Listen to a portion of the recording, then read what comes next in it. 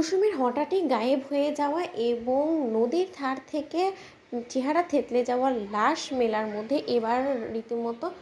Mail খুঁজে পাচ্ছে ইন্সপেক্টররা। হ্যাঁ বন্ধুরা, ভিডিওতে লাইক দিয়ে দেখতে থাকুন। কুসুমের মিসিং যাওয়ার কথা শুনে যখন কিনা থানায় ডায়েরি করে, মিসিং ডায়েরি শঙ্কর, ঠিক সেই মুহূর্তে হঠাৎ করে যখন কিনা বাড়ি ফেরা মাত্রই আয়ুষের কাছে ইন্সপেক্টরের কাছ থেকে ফোন আসে এবং আয়ুষকে যখন ইন্সপেক্টর বলতে থাকে যে দেখুন, হঠাৎ করেই কুসুম সরকারের মিসিং হওয়া এবং আমাদের কাছে ইতিমধ্যে খবর এসেছে যে একটা নদীর ধারে নাকি একটা চেহারা থেতলে যাওয়া লাশ উদ্ধার হয়েছে এবং সেখানে রীতিমতো ঘটনাস্থল থেকে সেই লাশটাকে আনা হচ্ছে এবং এনে মর্গে রাখা হবে। আপনারা প্লিজ কাইন্ডলি এখানে এসে একবার সেই জিনিসটা দেখে ইনভেস্টিগেট করে আপনারা আমাদেরকে জানান যে সেই লাশটাই কি আদৌ কুসুম সরকারের লাশ কিনা। ঠিক সেই মুহূর্তেই কথা বলা মাত্র যখন কিনা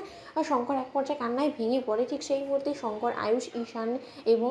দীপালি মিলে যখন কিনা এক পর্যায়ে থানায় মর্গে ছুটে যায় কুসুমের লাশ উদ্ধার করার জন্য, ঠিক সেই মুহূর্তে সেখানে মর্গে গিয়ে কুসুমের চেহারা থেতলে যাওয়া লাশ দেখে যখন কিনা দীপালি রীতিমতো প্রশ্ন ছুড়ে বসে এবং বলতে থাকে যে অসম্ভব, আমাদের কুসুম কোনো মতে এত সহজে জীবনের কাছে হার মেনে নিয়ে সামান্য একটা সন্দেহর জেরে ও নিজেকে কোনো মতে শেষ করে দিতে পারে না, নিজেকে না নির্দোষ প্রমাণ করে ও এত সহজে অন্যায়ের কাছে মাথা নত করে নতি স্বীকার করে নেবে, সেরকম মেয়ে আমাদের কুসুম অন্তত নয়। ইন্সপেক্টর, আমি আপনাকে দাবি করে বলতে পারি যে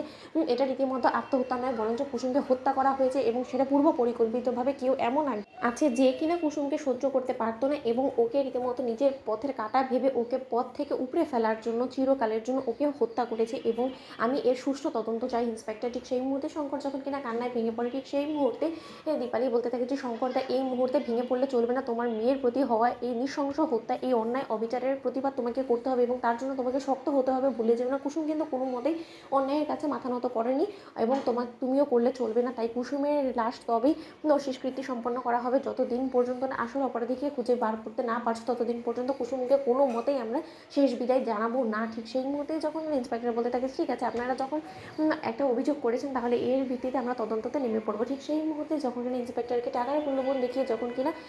অসন্তোষ প্রাণিক এক পর্যায়ে গোটা কেসটাকে ঘুরিয়ে যখন কিনা ইন্দ্রাণী গাঙ্গুলির উপরে সমস্ত দায় চাপানোর পরিকল্পনা করে, ঠিক সেই মুহূর্তে কুসুমকে শেষবারের মতন শ্রদ্ধা জানানোর জন্য যখন কিনা গাঙ্গুলি হাউসে কুসুমের লাশটাকে নিয়ে যাওয়া হয়, ঠিক সেই মুহূর্তে ইন্দ্রাণী গাঙ্গুলি কুসুমের লাশটাকে দেখে এক পর্যায়ে ভেঙে পড়ে এবং শঙ্কর যখন বলতে থাকে যে কর্তামা, আপনার আর অভিযোগ কোনো মতেই থাকবে না কুসুমের উপর, কারণ কুসুম তো পৃথিবী ছেড়ে চলে গিয়েছে, এবার তো তোকে ক্ষমা করে দিন। ঠিক সেই মুহূর্তে সেখানে ইন্সপেক্টর যাওয়া মাত্র বলতে থাকে যে